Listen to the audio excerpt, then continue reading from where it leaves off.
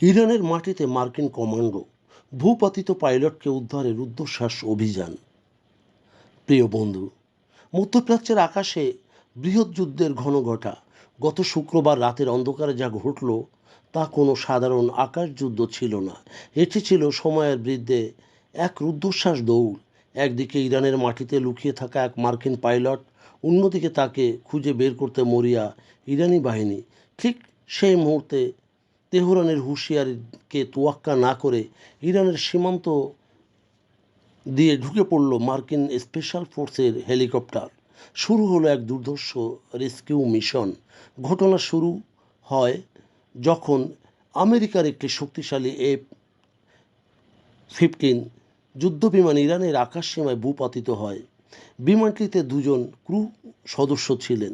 বিমানটি বিধ্বস্ত হওয়ার ঠিক আগ মুহূর্তেই তারা ইজেক্ট করতে সক্ষম হন। তারা যেখানে অবতরণ করেছেন সেটি মার্কিন যুক্তরাষ্ট্রের শত্রু ভূখণ্ড অর্থাৎ ইরানের মাটিতে।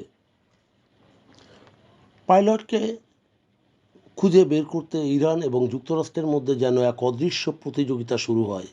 একদিকে ইরান তাদের রাষ্ট্রীয় প্রচার মাধ্যমে নিখোঁজ আমেরিকান পাইলটদের ধরার জন্যে $60,000 মার্কিন পুরস্কার ঘোষণা করে।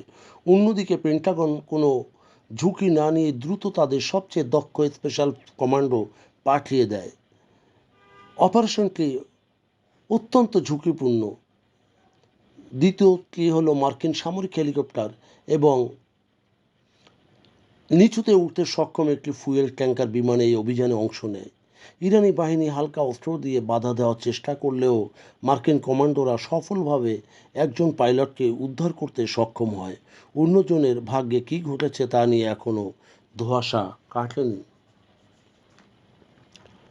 যুদ্ধ থেকে এখানে শুরু হয়েছে তথ্য লড়াই, পাশাপাশি প্রযুক্তির লড়াই বা ইনফরমেশন ওয়ার। ইরান দাবি করেছে তারা আমেরিকার সবচেয়ে আধুনিক এবং শক্তিশালী F-35 বিমান ভূপাতিত করেছে। যদিও এটি সত্যি হতো তবে তা হতো আমেরিকানদের জন্য এক বড় সামরিক বিপর্যয়। কিন্তু আন্তর্জাতিক বিশ্লেষকরা ধ্বংসাবশেষের ছবি দেখে বলেছেন ভিন্ন কথা। ইজেকশন শিট এবং বিচ্ছিন্ন অংশগুলি স্পষ্টত ইঙ্গিত দিচ্ছিল যে এটি আসলে F-15 বিমান।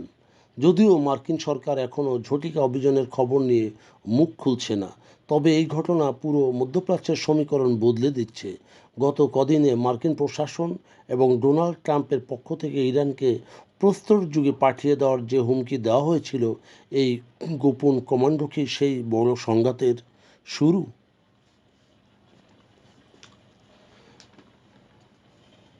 এদিকে লেবাননে ইসরায়েলিদের হামলায় লক্ষ লক্ষ মানুষ বাস্তুচ্যুত হচ্ছে আহত নিহত।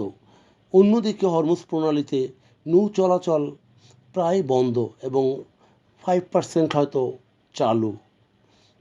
কিন্তু সব মিলিয়ে পৃথিবীকে তৃতীয় বিশ্বযুদ্ধের দ্বারপ্রান্তে।